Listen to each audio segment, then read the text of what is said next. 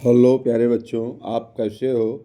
आशा करते हैं कि आप लोग अच्छे होंगे और परीक्षा में जी जान से लगे होंगे और आप लोग परीक्षा की तैयारी इस प्रकार कर रहे होंगे कि अधिक से अधिक अंक प्राप्त कर सकें। ऐसे में हम जैसे शिक्षकों का भी दायित्व होता है कि आपके पठन पाठन कार्य को सुचारू रूप से आगे बढ़ाने में किस तरह से मदद करें ताकि आप अधिक से अधिक अंक को प्राप्त कर सकें। अधिक अंक को अर्जित करना हर विद्यार्थी का ध्येय होता है। हर अच्छा विद्यार्थी अधिक से अधिक अंक को पाना चाहता है। ऐसे में हमारा जीव विज्ञान के अंतर्गत एक चैप्टर है जीवों में जनन या जीवों में प्रजनन। तो यहाँ कई हेडिंग बन के आती है। जीव जनन कैसे करते हैं या जीव अपनी वंश श्रृंखला को कैसे आगे बढ़ाते हैं, जीव जनन क्यों करते हैं अर्थात क्यों आवश्यक है। इन सब प्रश्नों को लेकर मानव जीवन में एक मूलभूत धारणा बनती है। ऐसी धारणा को ही आगे समझने के लिए और अच्छे अंक प्राप्त करने के लिए हम बेहतर से बेहतर प्रदर्शन के साथ बताना चाहते हैं कि आप अच्छे अंक अर्जित करें और साथ में आपके जीवन में यह आने वाली एक घटना है। हर बच्चे या बच्ची के मन में यह उत्साहित होते हैं कि जीव प्रजनन कैसे होते हैं, संतानों उत्पत्ति कैसे होती है, संतान क्यों उत्पन्न होते हैं। इन्हीं प्रश्नों का जवाब आपके चैप्टर में आया है। तो जब एक बच्चा प्रौढ़ अवस्था में प्राप्त करता है, जैसे ही उसकी आयु 15 से 16 साल की होती है तो उसके शरीर में एक प्रकार के हार्मोन्स स्रावित होते हैं। वह हार्मोन्स मनुष्य के मस्तिष्क को प्रभावित करते हैं, जिसके कारण उसके अंदर जैव प्रजनन का गुण उत्पन्न होने लगता है। तो इन्हीं शीर्षकों को लेकर हम आगे बढ़ेंगे। तो आइए हम देखते हैं कि जीव जनन कैसे करते हैं। तो अगला हेडिंग है, देखिए सबसे पहले है मनुष्यों में लैंगिक प्रजनन। तो यहाँ पर हम बता दें कि जो मनुष्य होते हैं उसमें जो लैंगिक प्रजनन होता है, तो लैंगिक प्रजनन का मतलब होता है जब दो जीव हों, मेल और फीमेल। मेल का मतलब पुरुष और फीमेल का मतलब लेडीज या महिला होता है। तो इन दोनों के बीच में जो लैंगिक लिंगों के द्वारा प्रजनन होता है उसको हम लैंगिक प्रजनन कहते हैं। और जो लैंगिक प्रजनन होता है उसमें दो विपरीत जीवों का होना आवश्यक होता है। तो अब यहाँ पर जो मेल होता है उसमें प्रजनन के कौन कौन से अंग होते हैं और जो मादा होता है उसमें प्रजनन के कौन कौन से अंग होते हैं।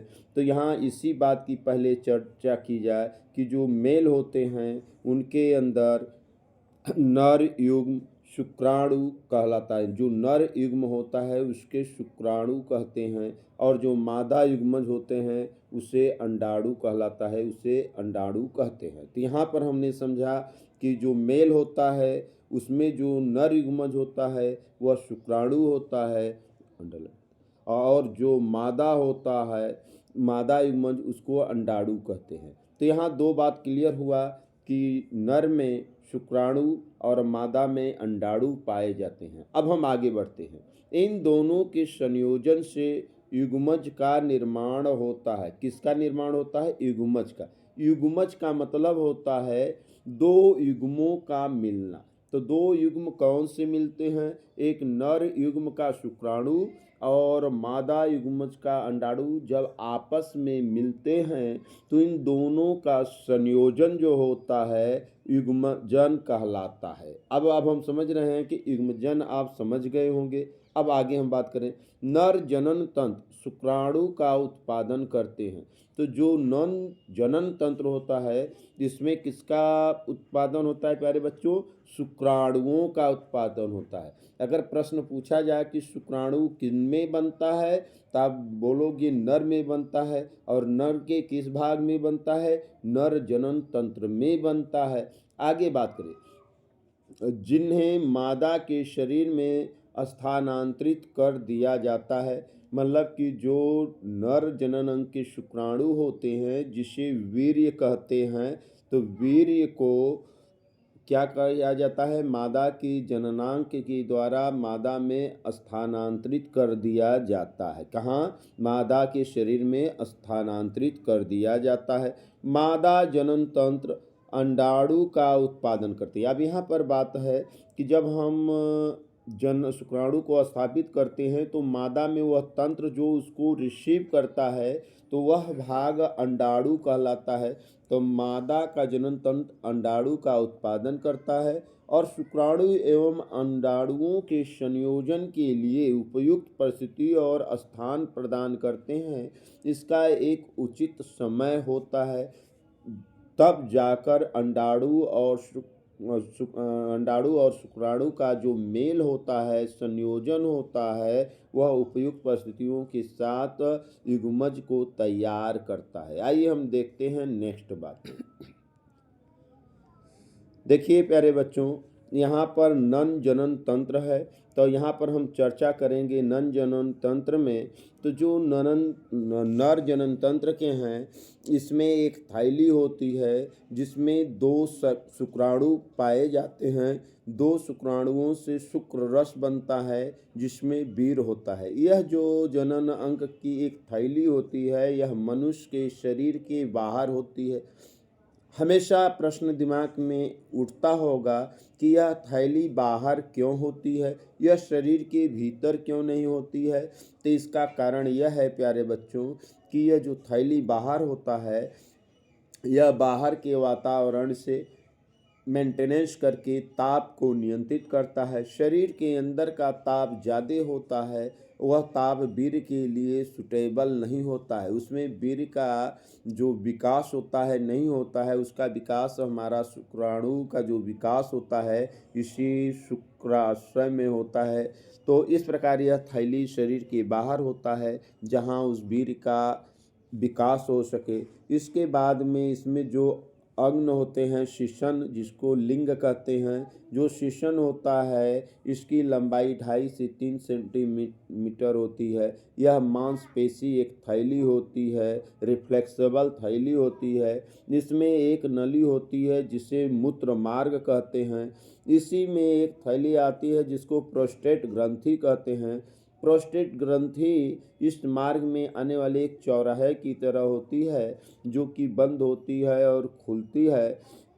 तो जिस समय मूत्राशय का स्राव होता है तो यह जो शुक्राणु थैली है यह बंद होती है, और जिस समय शुक्राशय का स्रावण होता है उस समय मूत्र नलियां बंद हो जाती हैं। अर्थात यहाँ एक चीज़ आपने देखा कि जो प्रोस्टेट ग्रंथि होती है यह एकांतर क्रम में विपरीत क्रम में खुलती और बंद होती हैं कि जब मूत्र का निकलना होता है तो उस समय मूत्र मार्ग खुल जाता है, और जिस समय शुक्र रस निकलना होता है या वीर्य का निकलना होता है उस समय शुक्राणु की नली खुल जाती है।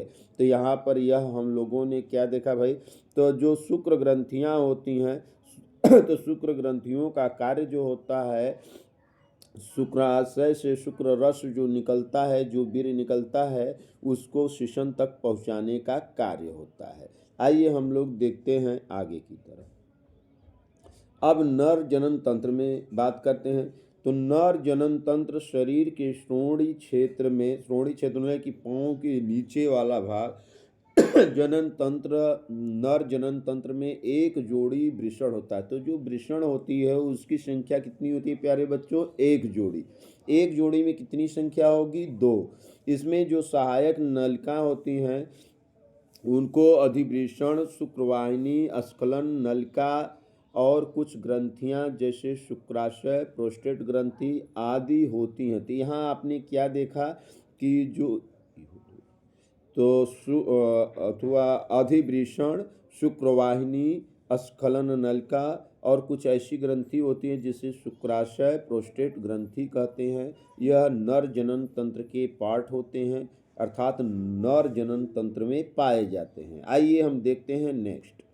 अब आगे है वृषण के बारे में।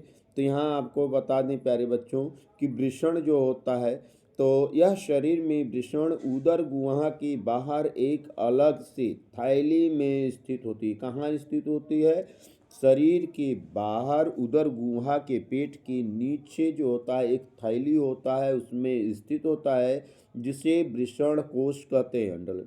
जिसे वृषण कोश कहते हैं। जो गुहा होती है उसे वृषण कोश कहते हैं।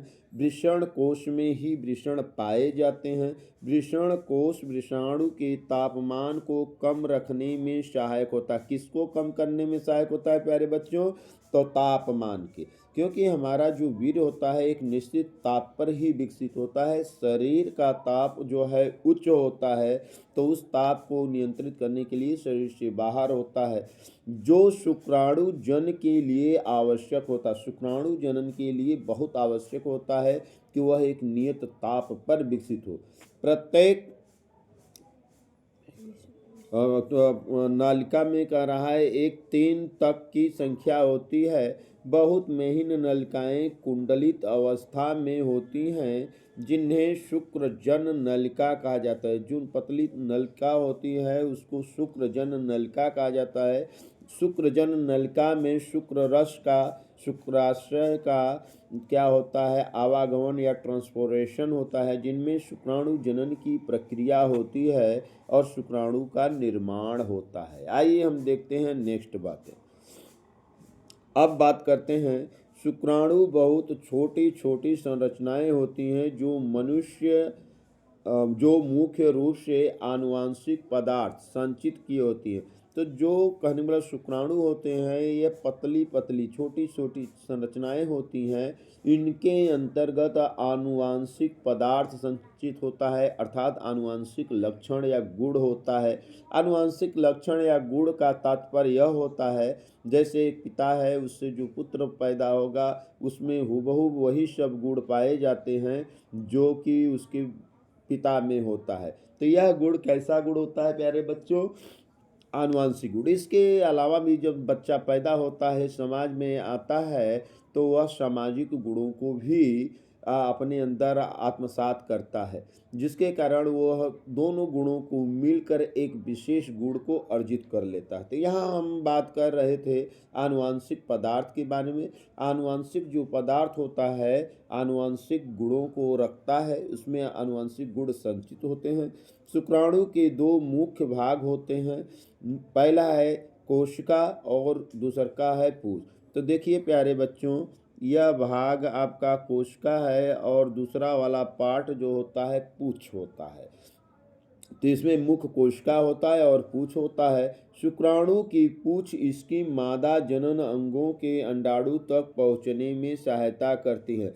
तो यहाँ पर आपने देखा कि जो शुक्राणु की पूंछ होती है यह मादा के जनन अंगों में अंडाणु तक पहुंचने में क्या करती हैं? मदद करती हैं। मतलब यह गति प्रदान करने में सहायक होती हैं, जिसके कारण शुक्राणु जो है या वीर्य जो है तेजी से मादा के अंडाणु तक पहुंच सके। आइए हम देखते हैं नेक्स्ट पार्ट। अब यहाँ पर सेकेंड पार्ट है प्यारे बच्चों अधिवृषण। अधिवृषण में यह लगभग 6 मीटर लंबी बहुत महीन और उलझी हुई संरचना होती है। कितना मीटर लंबा होता है प्यारे बच्चों? 6 मीटर लंबा होता है और जो कि उलझी हुई संरचना होती है, गुत्थम गुत्था होता है, जो वृषण के पश्च तल पर फैली कोमा के आकार की होती है। इसका आकार कैसा होता है? फैली हुई कोमा के आकार का होता है। आइए हम देखते हैं नेक्स्ट क्वेश्चन के बारे में। दूसरा है स्खलन नलिका। स्खलन नलिका का मतलब होता है जहाँ से वीर्य का स्राव होता है। ये 2 छोटी नलिकाएं होती हैं जो शुक्रवाहिकाओं और शुक्राशय के मिलने के स्थान पर शुरू होकर, किनके मिलने के स्थान पर प्यारे बच्चों? शुक्रवाहिकाओं और शुक्राशय के मिलने के स्थान से शुरू होकर पुरस्थ या प्रोस्टेट ग्रंथि से होते हुए मूत्र मार्ग तक फैली होती है। तो यह एक मार्ग प्रशस्त करती है। यह 2 नलिकाओं को जोड़कर किन नलिकाओं को, शुक्रवाहिकाओं और शुक्राशय को जोड़कर कहाँ तक जाती हैं, प्रोस्टेट के ग्रंथि तक जाती हैं, जो कि मूत्र मार्ग में मिल जाता है, जिसके द्वारा श्वसन से होते हुए वो बाहर की ओर निकल जाती हैं। तो इस प्रकार स्खलन नलिका कहलाती हैं। और आगे आते हैं, हम देखते हैं। तो आगे हम पढ़ेंगे प्यारे बच्चे शुक्रवाहिनी के बारे में। शुक्रवाहिनी, वाहिनी का मतलब वाहन से अर्थ होता है, वाहन माने ले जाना, ट्रांसपोर्ट करना।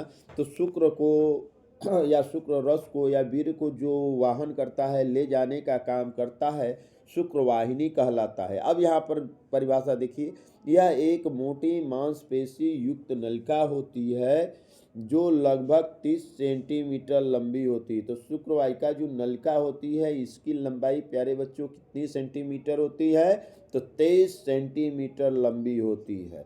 जो उसका एक सिरा अधिवृषण से जुड़ा होता है, जबकि उसका जो दूसरा सिरा होता है शुक्राशय नली से जुड़ा होता है। तो जो आंतरिक होता सिरा है वह अधिवृषण से जुड़ा होता है, और उसका जो दूसरा बाहरी सिरा होता है वह शुक्राशय नली से जुड़ा होता है, जो आगे बढ़कर स्खलन नलिका में परिवर्तित हो जाता है। जब वह आगे बढ़ता है तो स्खलन नलिका में परिवर्तित हो जाता है। यह ऐसे ही है प्यारे बच्चों, जैसे इलाहाबाद संगम पर गंगा, जमुना और सरस्वती मिलती है और आगे की ओर बढ़ जाती हैं मिर्ज़ापुर से होते हुए बनारस। ठीक ऐसी ही नलिकाएँ हैं कि यह दो नलिकाओं से जुड़ा हुआ है।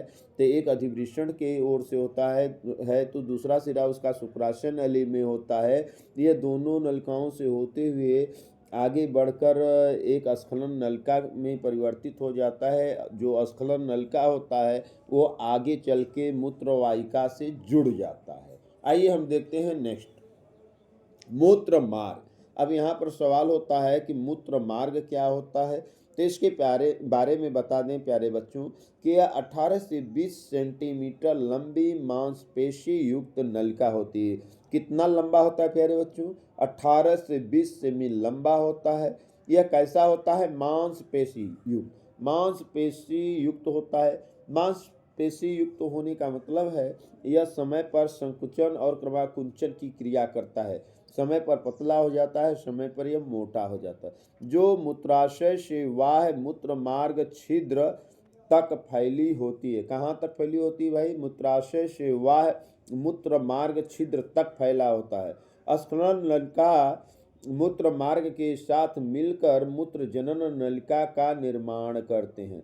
तो यहाँ पर क्या एक बात आपने जाना भाई, स्खलन नलिका जो है मूत्र मार्ग के साथ मिलकर मूत्र जनन नलिका का निर्माण करते हैं, जिसके माध्यम से वीर्य तथा मूत्र दोनों निकलते हैं। यह नलिका दोनों को निकलने के लिए होती है, जिसे मूत्र जनन नलिका कहते हैं। आइए हम आगे की तरफ देखें। अब यहाँ पर जो अगला हेडिंग है शुक्राशय। अब हम यहाँ पर शुक्राशय के बारे में बात करते हैं। शुक्राशय माने यह शुक्राणु के भंडारण के लिए एक थैली होती है। इसका मतलब है कि शुक्राशय में शुक्राणु पाए जाते हैं। यह एक प्रकार का घर या थैली होता है। चूँकि यह थैली नुमा होता है तो यह शुक्राशय का आकार थैली की नुमा होता है, पॉलिथीन के आकार का होता है। तो शुक्राशय तथा प्रोस्टेट ग्रंथियों के स्राव के साथ शुक्राणुओं के मिलने पर वीर्य बनता है।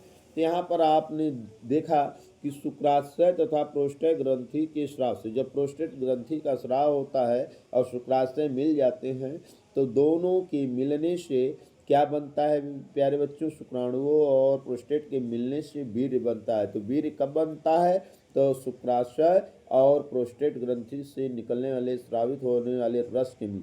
अब प्रोस्टेट ग्रंथि से निकलने वाला जो स्राव होता है वो क्यों होता है, तो जो स्राव होता है वह वीर्य को मार्ग प्रशस्त करने में चिकनापन लाता है और उसको आगे बढ़ने में मदद करता है। इस प्रकार प्रोस्टेट ग्रंथि का महत्वपूर्ण योगदान होता है कि वीर्य को आगे कैसे बढ़ाया जाए। आइए हम देखते हैं नेक्स्ट पॉइंट।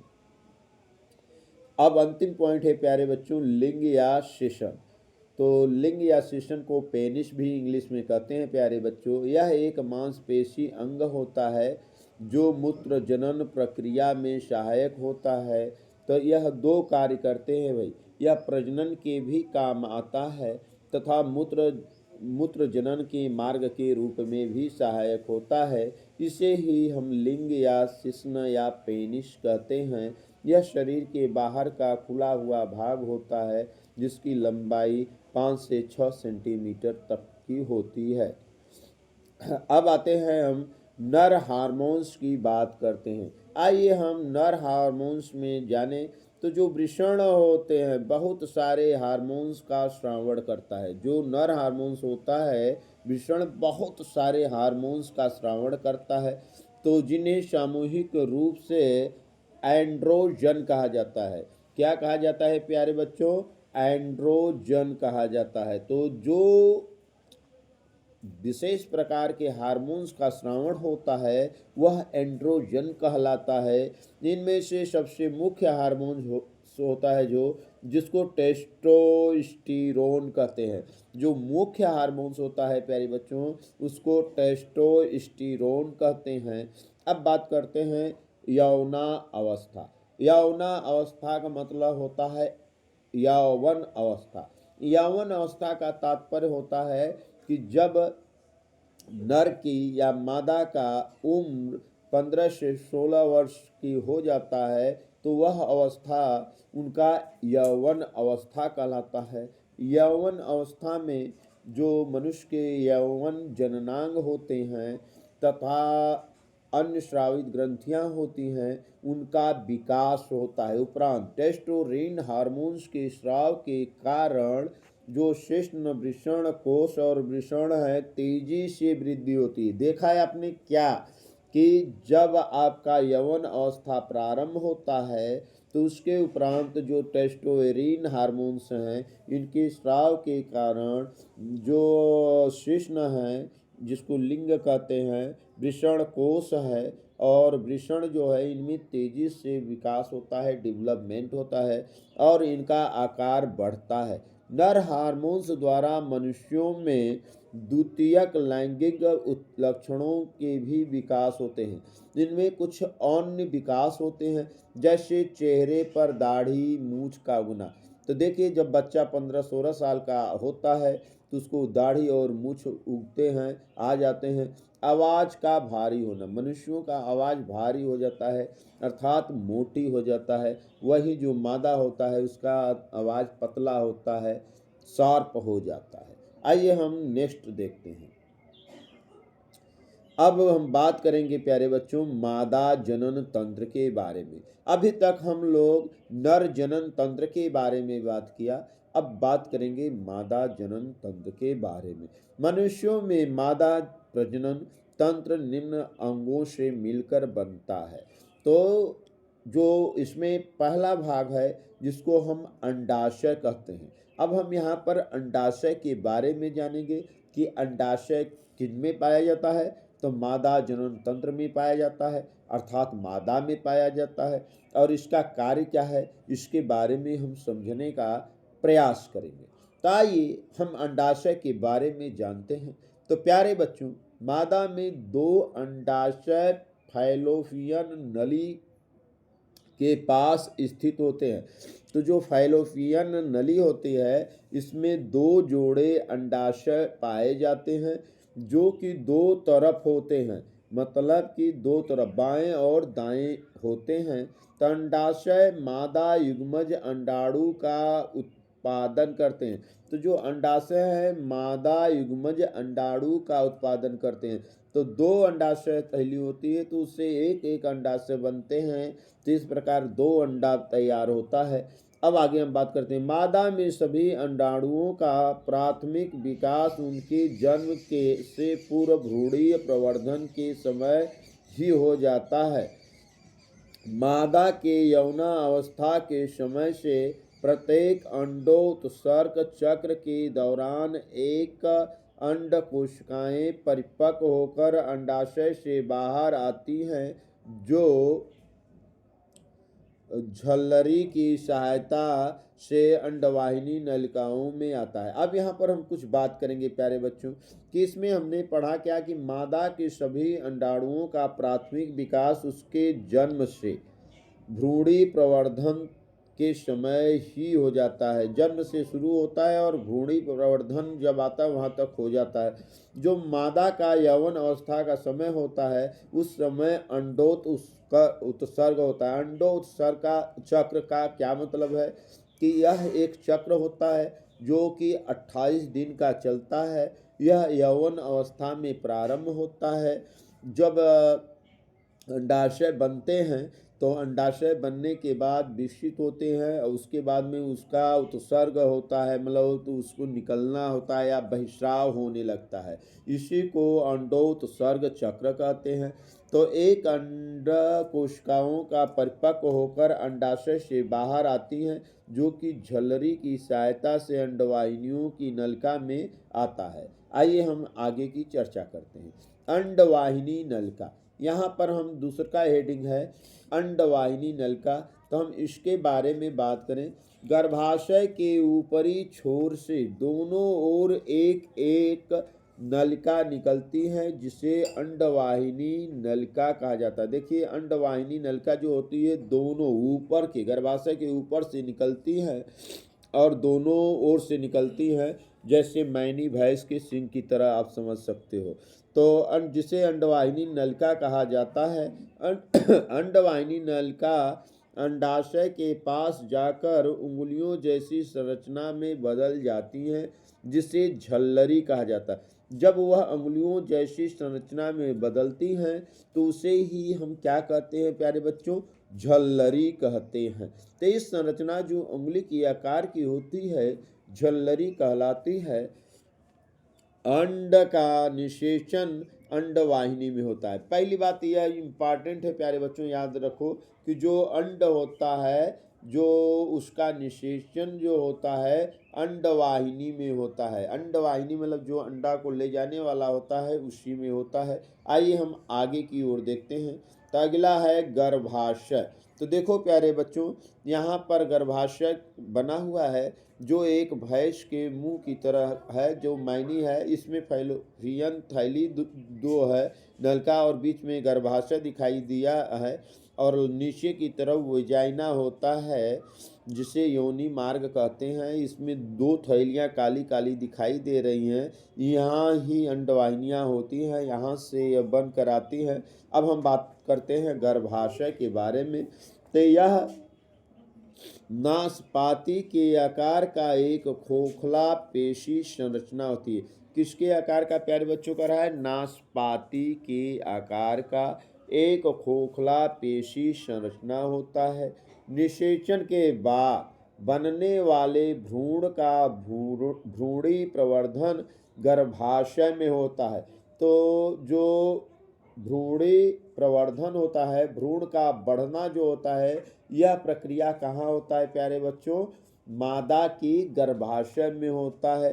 कहाँ होता है, मादा के गर्भाशय में होता है। क्या होता है, भ्रूण का प्रवर्धन होता है जिसके फलस्वरूप यह नवजात शिशु के रूप में विकसित होता है। किसके रूप में विकसित होता है प्यारे बच्चों, नवजात शिशु के रूप में विकसित होता है। गर्भाशय की दीवारें बढ़ने वाले भ्रूण को सुरक्षा और पोषण प्रदान करते हैं। तो देखिए गर्भाशय का क्या कार्य है भाई, जो भ्रूण बढ़ रहा है उसको सुरक्षा प्रदान करना और साथ में पोषण प्रदान करना, क्योंकि बिना पोषण के कोई नवजात शिशु का विकास नहीं हो सकता है। तो यह काम यही होता है। गर्भाशय को संरचना के आधार पर 3 प्रमुख भागों में बांटा गया है। तो यहाँ पर हम यह समझने का प्रयास करेंगे कि जो मादा गर्भाशय होता है यह अपनी संरचना के आधार पर 3 भागों में विभाजित होता है या 3 भागों में विभाजित किया जा सकता है। वास्तव में 3 भाग में विभाजित करने का तात्पर्य है कि 3 अलग अलग स्टेप में बांटकर इसको समझा जा सकता है। तो आइए पहला स्टेप है ए, जिसको कहते हैं गर्भाशयी गुहा। यह गर्भाशय का मुख्य भाग होता है। तो आप क्या समझे, जो गर्भाशयी गुहा होता है यह गर्भाशय का मुख्य भाग होता है। अब नंबर 2 बी के बारे में कहते हैं जिसको गर्भाशय भ्रूण बुद्ध कहते हैं। यह गर्भाशय का ऊपरी गुंबद नुमा भाग होता है। कैसा भाग होता है? गुंबद नुमा, गुंबद के आकार का भाग होता है। अब तीसरा भाग है गर्भाशय ग्रीवा। ग्रीवा माने गर्दन या मुख होता है। तो यह गर्भाशय का निचला बेलनाकार भाग है जो 2 से 5 सेमी लंबा होता है, जिसे हम गर्भाशय ग्रीवा की नाम से जानते हैं।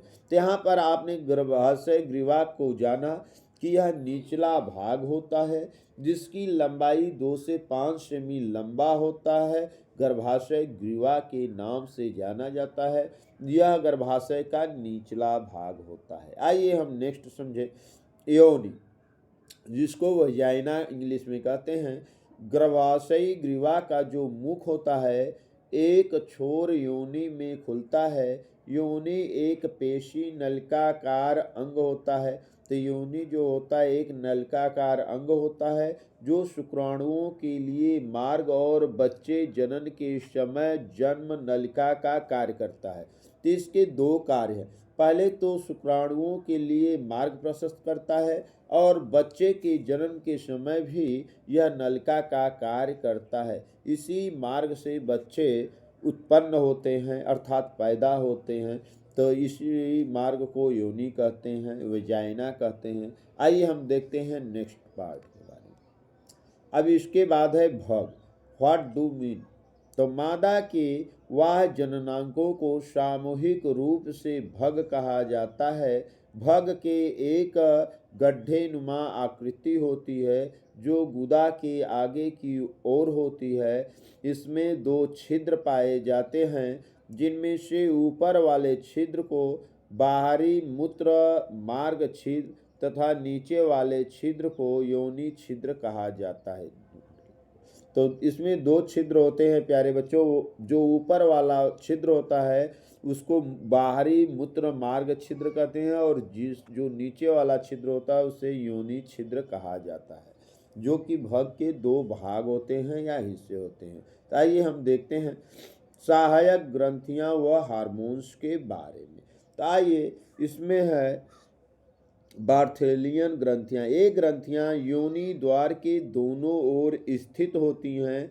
ये ग्रंथियां एक चिपचिपे तरल का स्राव करती हैं। एक चिपचिपे पदार्थ के तरल पदार्थ का क्या करती है? स्राव करती हैं, जो संभोग के समय और प्रसव के समय योनि मार्ग में चिकनाहट बनाता है चिकनाहट बनाने का काम करता है ताकि नलियां जो है रिफ्लेक्सिबल हो जाए।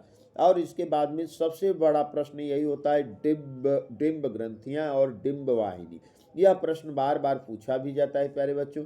तो जो डिंब ग्रंथियों की संख्या है 2 होती है। अगर आपसे पूछा जाए कि डिंब ग्रंथियों की संख्या कितनी होती है तो प्यारे बच्चों इन डिंब ग्रंथियों की संख्या 2 होती है, जो गर्भाशय की दोनों ओर किसके? गर्भाशय की दोनों ओर अंडवाहिनी नलिकाओं के नीचे व पीछे स्थित होती हैं। इनसे 2 हार्मोन्स एस्ट्रोजन और प्रोस्टेट्रॉन का स्राव होता है। तो इस ग्रंथि से जो डिंबवाहिनी ग्रंथि होती है इनसे 2 हार्मोन्सों का स्राव होता है। कितने हार्मोन्सों का स्राव होता है प्यारे बच्चों?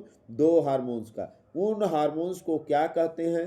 तो जो पहला हार्मोन्स होता है उसे एस्ट्रोजन कहते हैं और जो दूसरे प्रकार का होता है उसे प्रोजेस्टेरॉन कहते हैं। इन्हीं दोनों का स्राव डिंब ग्रंथियों से होता है। आइए हम आगे देखते हैं। अब यहाँ पर बात की जाएगी निषेचन के बारे में। निषेचन का मतलब अंग्रेजी में फर्टिलाइजेशन से होता है। यह एक प्रकार की क्रिया होती है। तो यह क्रिया अंडवाहिनी में होती है। तो निषेचन की क्रिया कहाँ होती है प्यारे बच्चों? अंडवाहिनी में होती है। मैथुन की क्रिया के बाद मतलब सेक्सुअल प्रक्रिया के पश्चात शुक्राणु योनि मार्ग में स्थापित हो जाते हैं और वहां से ऊपर की ओर गति करते हैं और अंडवाहिका तक पहुंच जाते हैं। तो यहाँ हमने क्या देखा कि जो शुक्राशय और शुक्राणु होते हैं वह योनि के द्वारा ऊपर की ओर तेजी से गमन करते हैं और यह गमन करते हुए अंडवाहिका तक पहुंच जाते हैं। अंडवाहिका जो होती है एक नली है और जहाँ पर अंडाशय अंडाणु या अंड पाए जाते हैं, तो शुक्राणु वहाँ तक पहुँच जाते हैं। अंडाणु और शुक्राणु यहाँ पर युग्मज है, जो युग्मज है किसका है प्यारे बच्चों? अंडाणु और शुक्राणु का है। युग्मन जन का निर्माण करते हैं, युग्मज का निर्माण करते हैं। इस क्रिया को नर युग्मज का केवल केंद्रक भाग लेता है, जबकि संपूर्ण मादा युग्मज भाग लेते हैं। इसमें दो भाग लेते हैं भाई। मादा का संपूर्ण युग्मज भाग लेता है, जबकि जो नर का अंडाणु होता है अंडाणु का शीर्ष भाग लेता है, पुच्छ भाग नहीं लेता है। यहाँ आपको प्रश्न उठता है कि पुच्छ भाग नहीं लेता है तो शुक्राणु में, तो वो होता क्यों है? तो प्यारे बच्चों हम पहले भी बताए थे और पुनः बता दें कि जो पूंछ होता है वीर्य का, वह केवल परिगमन को प्रशस्त करने के लिए होता है। जो वीर्य निकलता है मानव जनन से, उसको विजाइना तक पहुंचने में सहायक होता है, तो उसका काम केवल सहायक के रूप में होता है। और जो भ्रूण बनने का काम कराता है वह नर युग्मज का केवल केंद्रक भाग करता है, जो कि शीर्ष भाग में स्थित होता है। आइए हम देखते हैं नेक्स्ट। अब यहाँ पर हम बताएंगे निषेचन के बारे में। निषेचन के एक सप्ताह बाद निषेचित अंड या युग्मजन गर्भाशय में स्थापित हो जाता है। मतलब एक सप्ताह के बाद यह युग्मजन जो युग्मज है नर और मादा का, यह कहाँ स्थापित होता है प्यारे बच्चों? गर्भाशय में स्थापित होता है। यह प्रक्रिया गर्भाधान कहलाती है। जब युग्मज गर्भाशय में स्थापित हो जाता है, इस प्रक्रिया को हम क्या कहते हैं प्यारे बच्चों? गर्भाधान। गर्भाधान को मतलब गर्भ को धारण करना। तो गर्भाधान का मतलब हुआ गर्भधन आधान।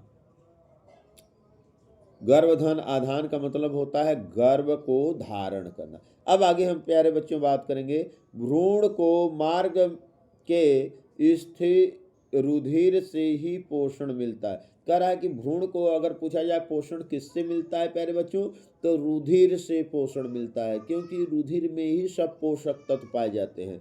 इसके लिए विशेष प्रकार की संरचना होती है, जिसे जरायु, गर्भानाल या प्लेसेंटा कहते हैं।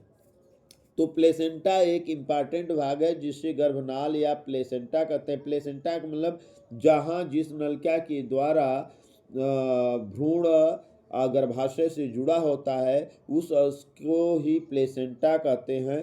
तो युग्मजन गर्भ में लगभग 9 माह के समय में विकसित होता है। तो भ्रूण को विकसित होने में कुल कितने समय लगते हैं? तो 9 माह लगते हैं। 9 माह का मतलब 9 त्रिक 27, 270 से 275 दिन लग जाते हैं प्यारे बच्चों। तो आगे देखते हैं। गर्भाशय की पेशियों का लयबद्ध संकुचन से शिशु का जन्म होता है। तो इनके संकुचन से ही बच्चे का, शिशु का क्या होता है प्यारे बच्चों? जन्म होता है। तो यहाँ पर देखिए एक आपका शुक्राणु है जिसका शीर्ष भाग है। इसके शीर्ष भाग जो सेम या मटर के आकार का गोल है, इसी में केंद्रक स्थित होता है और लंबी पूंछ दिखाई गई है। तो जो लंबी पूंछ है वह केवल परिगमन के लिए होता है। मेन भाग केंद्रक का है जो कि शीर्ष में होता है, जो कि प्रजनन के समय कार्य करता है। आइए हम देखते हैं नेक्स्ट प्यारे बच्चों। क्या होता है जब अंड का निषेचन नहीं होता है? यहाँ पर प्रश्न होता है प्यारे बच्चों, इसको अंडरलाइन करो। देखिए यह प्रश्न जो है प्यारे बच्चों आप देख सकते हो 2022, 2023 और 2024 में आया है कि अंड निषेचन क्या होता है या अंड निषेचन नहीं होता है तो फिर क्या होता है। तो हम इसके बारे में चर्चा करेंगे। देखिए लिखा है क्या होता है जब अंड का निषेचन नहीं होता।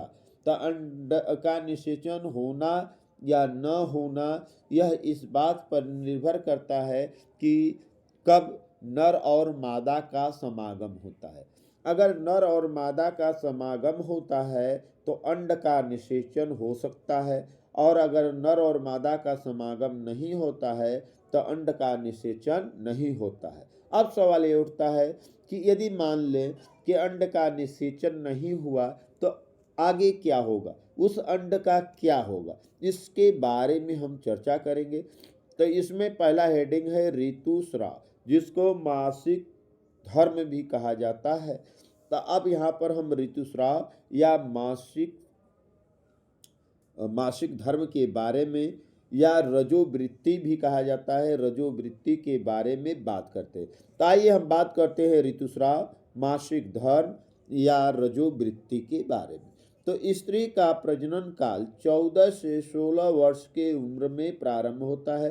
तो पहली बात यह है प्यारे बच्चों कि स्त्री में जो प्रजनन काल कब प्रारंभ होता है, जब एक नवयुवती, एक लड़की 14 से 16 साल की अवस्था प्राप्त कर लेती है तो उसका ऋतुस्राव प्रारंभ हो जाता है, यमसी धर्म का प्रारंभ हो जाता है, यमसी आना प्रारंभ होता है। अब आगे हम बात करेंगे जो लगभग 28 दिनों के जो 40 से 50 वर्ष के उम्र तक चलता है। इसकी प्रारंभ 14 से 16 वर्ष से होता है।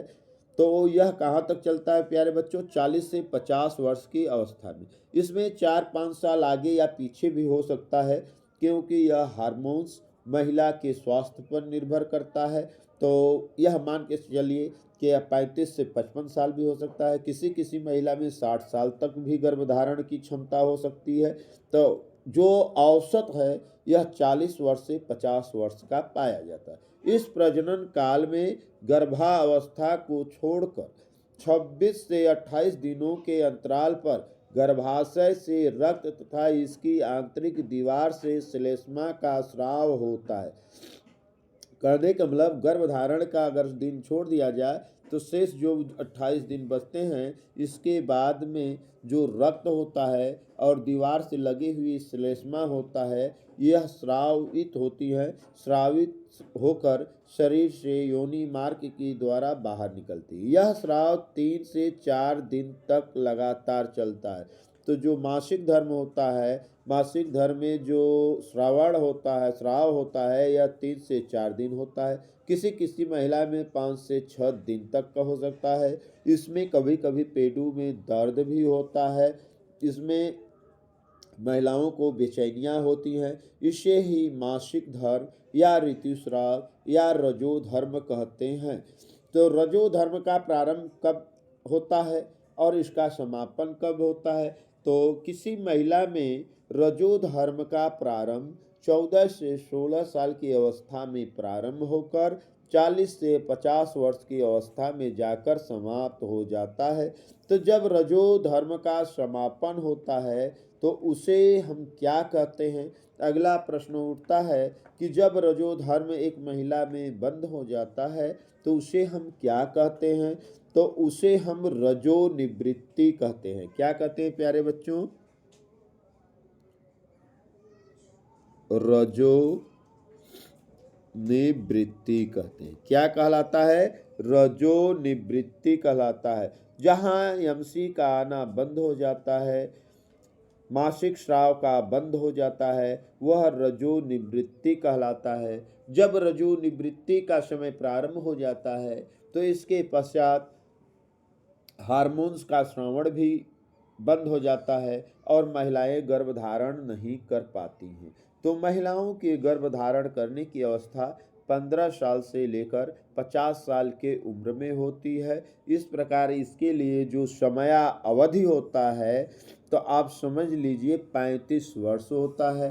35 वर्ष में अधिक से अधिक एक महिला 35 बच्चों को जन्म दे सकती है। कितने बच्चों को? 35 बच्चों को। इसमें जुड़वा बच्चों की संख्या नहीं बताई जा रही है प्यारे बच्चों।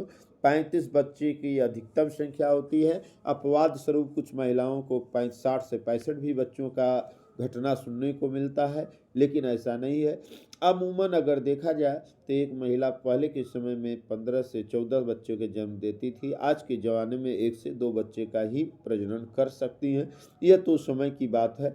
और यहाँ पर हम देखेंगे क्या होता है। यह तो आपने देखा कि ऋतुस्राव क्या होता है। यौन अब है यौवन प्रारंभ या यौन अवस्था, मनुष्यों में परिवर्तन का वह काल जब नर में शुक्राणु तथा मादा में अंडाणु का निर्माण होना शुरू हो जाता है, वह प्रजनन का योग बनता है। उस समय प्रजनन योग्य हो जाता है, मनुष्य तैयार हो जाता है प्रजनन के लिए, तो उस काल को ही हम यौवन अवस्था या यौवन काल कहते हैं। केवल मादा में ही नहीं अपितु कोई भी जंतु पैदा होने के तुरंत बाद जनन करने में समर्थ नहीं होता और ऐसा करने के लिए उसके लैंगिक परिपक्व या वयस्क होना आवश्यक होता है। यह प्रक्रिया नर के साथ साथ पेड़ पौधों वनस्पतियों में भी पाया जाता है।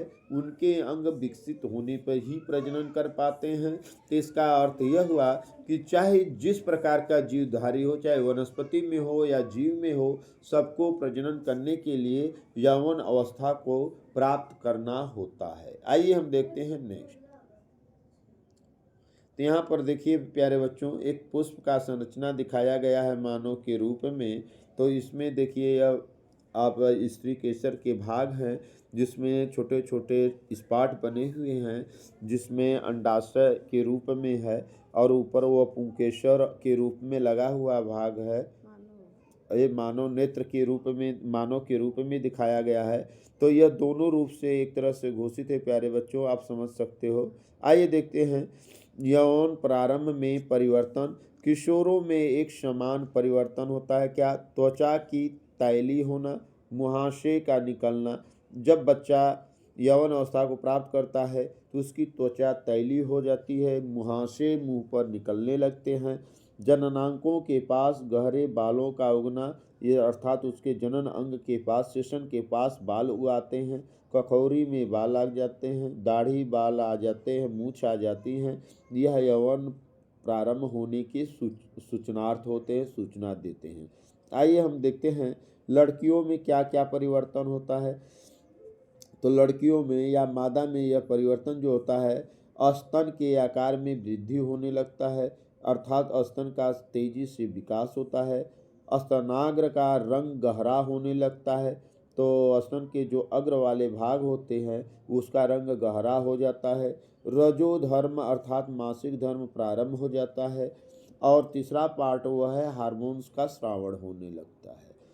तो इस प्रकार हमने देखा कि जब यौवन अवस्था नर या मादा में प्रारंभ होता है तो उसमें कुछ परिवर्तन होते हैं जो कि आदमी को विकसित होने के लिए यौवन अवस्था की सूचना देते हैं। आइए हम आगे की ओर देखते हैं। लड़कों में परिवर्तन आपने देखा कि क्या है, चेहरे पर दाढ़ी और मूछ निकल आते हैं।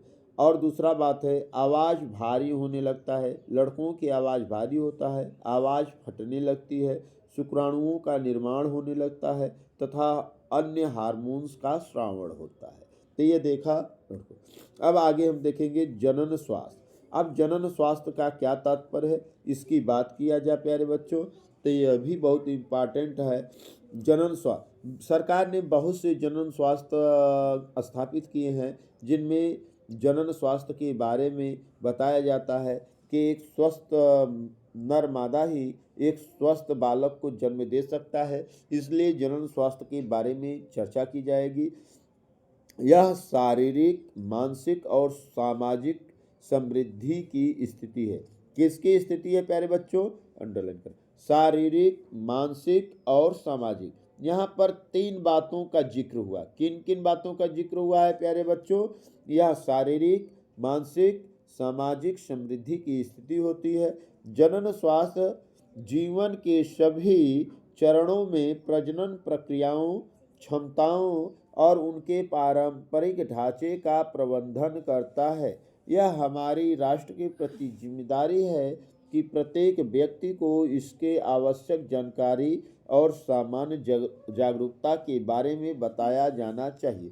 तो सबसे बड़ी पॉइंट यह है प्यारे बच्चों कि जनन स्वास्थ्य के अंतर्गत हमें यह जानने की बात है कि हमारा शारीरिक डेवलपमेंट कब होता है, कब हम प्रजनन करने के योग होते हैं, हम क्या इसके लिए मानसिक रूप से तैयार है, क्या सामाजिक समृद्धि इसके लिए आवश्यक है? बिल्कुल आवश्यक है। एक प्रजनन करने से, बच्चे के जन्म देने से ही जन्म पूर्ण नहीं होता है। उसका भरण पोषण, कपड़े लत्ते, पढ़ाई लिखाई, उसकी दिनचर्या उसी पर निर्भर करता है। सामाजिक समृद्धि पर ही निर्भर करता है, आवास पर निर्भर करता है। तो इस प्रकार सामाजिक समृद्धि भी होना है, शारीरिक वृद्धि भी होना है, मानसिक रूप से इसके लिए तैयार होना है। इस प्रकार जनन स्वास्थ्य का होना आवश्यक है। बिना जनन स्वास्थ्य के एक अच्छा जनन के बारे में कल्पना नहीं किया जा सकता है। तो प्यारे बच्चों, हमने देखा बहुत सी बैक्टीरिया, वायरस, प्रोटोजोआ, माइक्रोप्लाज्मा कवक के कारण होती हैं, जिन्हें संक्रामक रोग कहते हैं।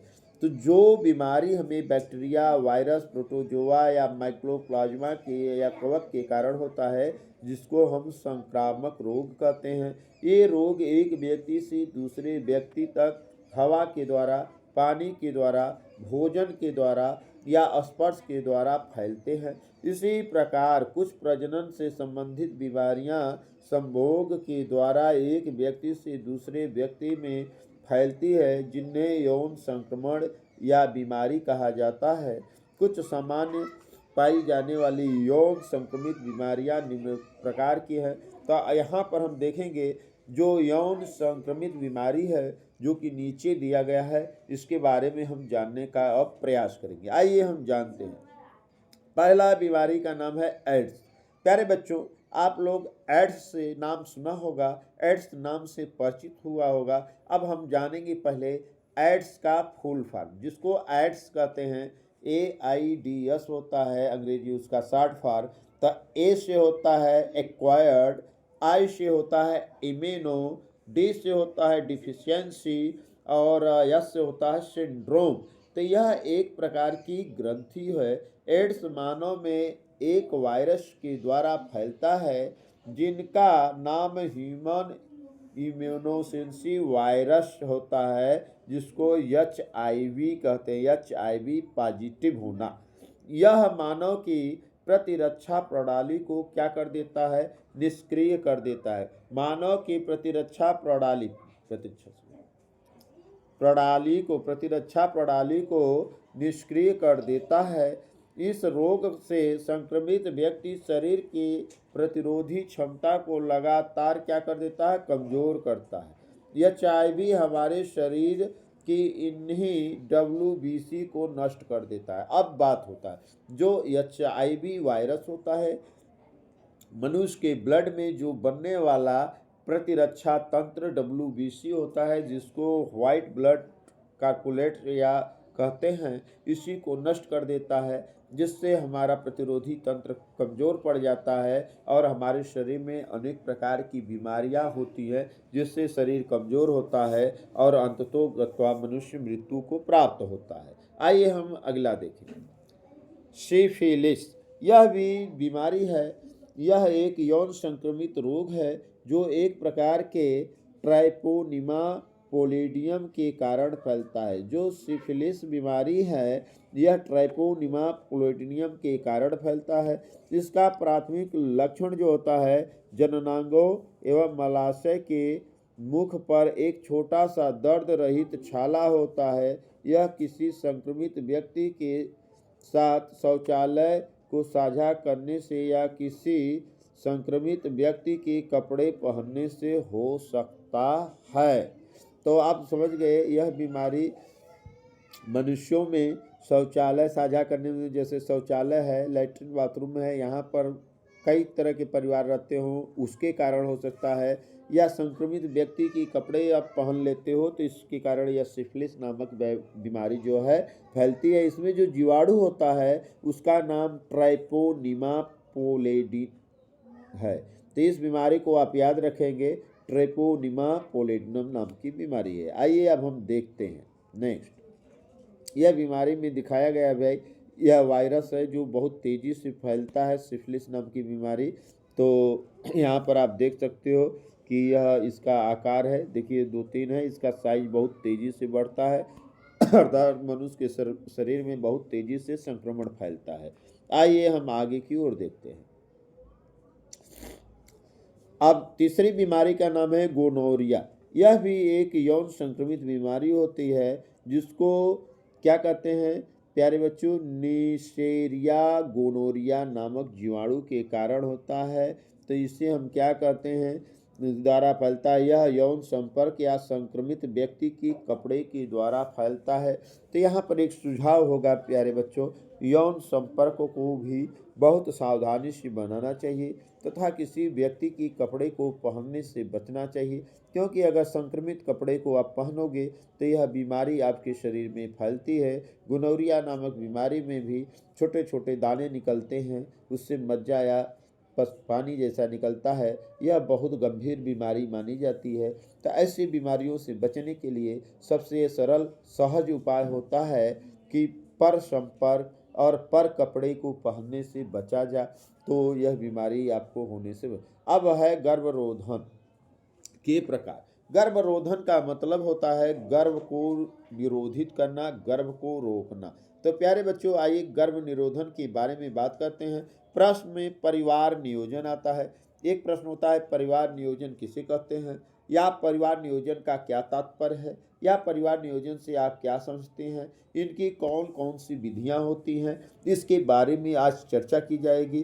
तो अब हम बता दें, परिवार कल्याण हेतु बच्चों की संख्या सीमित कर परिवार को नियोजित करना ही परिवार नियोजन कहलाता है। परिवार को नियोजित की विधि महत्वपूर्ण विधि होती है। तो पहले बता दें, इसके लिए सरकार ने भी अलग अलग प्रकार की संस्थाएं बना रखी है, जिसका परिवार नियोजन के बारे में, एक स्वस्थ परिवार के बारे में लोगों को जागरूक किया जाता है, और व्यक्ति को जागरूक होना भी चाहिए, क्योंकि परिवार नियोजन अति प्रासंगिक प्रश्न है आज के जीवन में।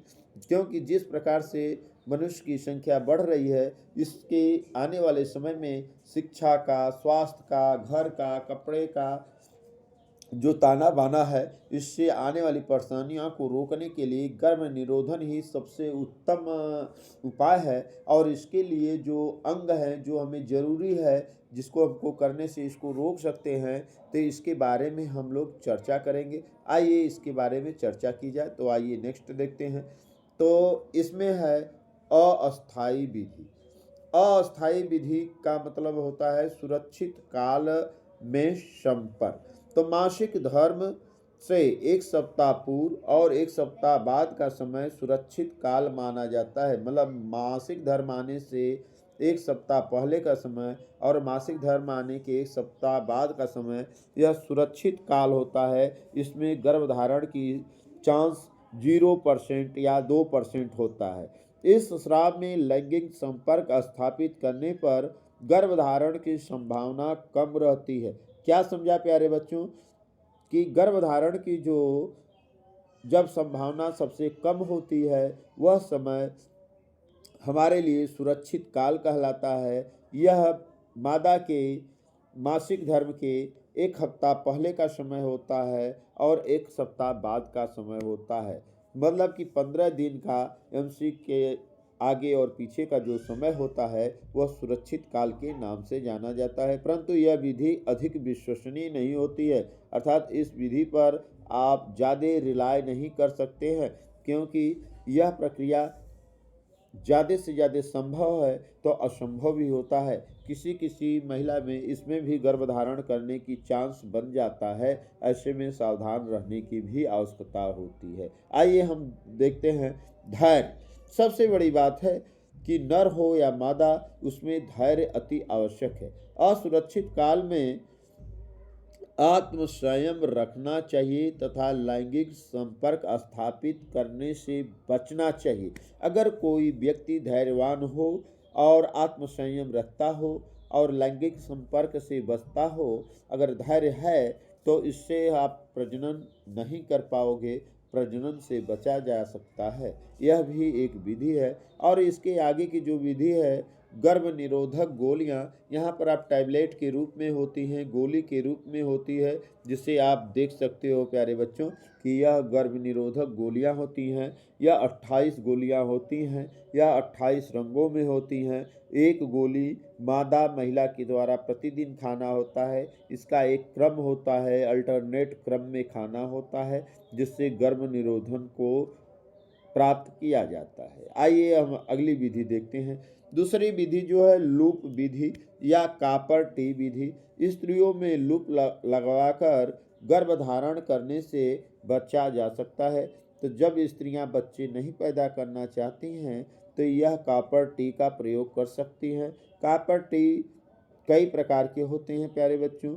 यह समय के हिसाब से होता है, कुछ 2 वर्ष के लिए लगते हैं तो कुछ 4 से 6 वर्षों के लिए लगते हैं। तो इस प्रकार कापर टी का प्रयोग करके गर्भ निरोधन को रोका जा सकता है। दूसरी विधि है निरोध या कंडोम।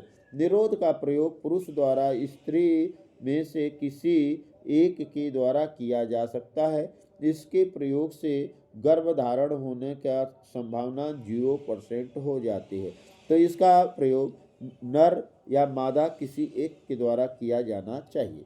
अब आते हैं हम गर्भ निरोधक गोलियों के बारे में बात करते हैं। तो जो गर्भ निरोधक गोलियां होती हैं, आजकल ऐसी गोलियां उपलब्ध हैं जिनके सेवन से गर्भधारण की संभावनाएं समाप्त हो जाती हैं। लेकिन यहाँ हम बता दें प्यारे बच्चों कि जो गर्भ निरोधक गोलियां होती हैं, जब इसका सेवन किया जाता है तो इसका कुछ न कुछ मनुष्य के ऊपर साइड इफ़ेक्ट पड़ता है और जिसके कारण उनका स्वास्थ्य पर प्रभाव पड़ता है, कुप्रभाव पड़ता है। तो इसका कम से कम उपयोग हो तो अच्छी बात होती है। और जिन व्यक्ति के लिए यह गर्भ निरोधक गोलियां नहीं सूट करती हैं तो उन्हें गर्भ निरोधक गोली का इस्तेमाल नहीं करना चाहिए। अब है गर्भ समापन या जिसको कहते हैं गर्भपात। गर्भ समापन को गर्भपात कहा जाता है। गर्भ धारण करने के बाद भी एक सीमित काल के भीतर कुशल और विशेषज्ञ डॉक्टर से गर्भ समापन कराया जाता है, जिसे गर्भ समापन या गर्भपात कहा जाता है। यह भी एक विधि होती है जिससे भ्रूण को आगे बढ़ने से, विकसित होने से रोका जा सकता है, गर्भ को समाप्त किया जा सकता है। लेकिन हमारा सरकार जो है इस पर रोक लगा दिया है। रोक लगाने का कारण है कि गर्भ समापन के द्वारा भ्रूण जो होते हैं, मादा भ्रूण का ज़्यादा समापन कराते हैं तो जो लिंग का अनुपात होता है इसमें विसंगत उत्पन्न हो जाती है। इसलिए इस विधि पर सरकार ने रोक लगा दिया है। फिर भी चोरी छिपे ऐसी घटनाएं होती रहती हैं। अब हम बात करेंगे अस्थाई विधि द्वारा। अस्थाई विधि द्वारा हमेशा के लिए हम भ्रूण को, गर्भ को धारण करने से बच सकते हैं। तो इसमें 2 प्रकार की अस्थाई विधि है। तो पहला स्त्री नसबंदी, दूसरा होता है पुरुष नसबंदी। तो हम यहाँ बात करेंगे पहले स्त्री का नसबंदी या ऑपरेशन के बारे में। स्त्री के अंडवाहिका के ऑपरेशन के बाद गर्भधारण को रोका जाता है। यह विधि अस्थाई विधि है। यह कार्य संतान उत्पत्ति के समय भी कराया जा सकता है या स्त्रियों की नसबंदी या टिबेक्टोमी कहलाता है। जो स्त्रियों की नसबंदी होती है इसको टिबेक्टोमी कहते हैं। आइए हम आगे बात करते हैं। देखिए इसमें यह नली है, इसी नलिका को काट दिया जाता है। यह जो नसबंदी होती है यह महिला नसबंदी कहलाती है। इसमें जो अंडाशय होता है इस नली को काट कर अलग कर दिया जाता है, जिससे गर्भधारण करने से महिलाएं बचती हैं। अब आगे की बात करते हैं पुरुष की नसबंदी, मेल नसबंदी। तो नसबंदी का ऑपरेशन पुरुष के शुक्राणु नलिका को काटा जाता है। को ऑपरेशन से गर्भधारण के अस्थायी रूप से दूर किया जाता है। पुरुष की नसबंदी को वाइसेक्टोमी कहते हैं।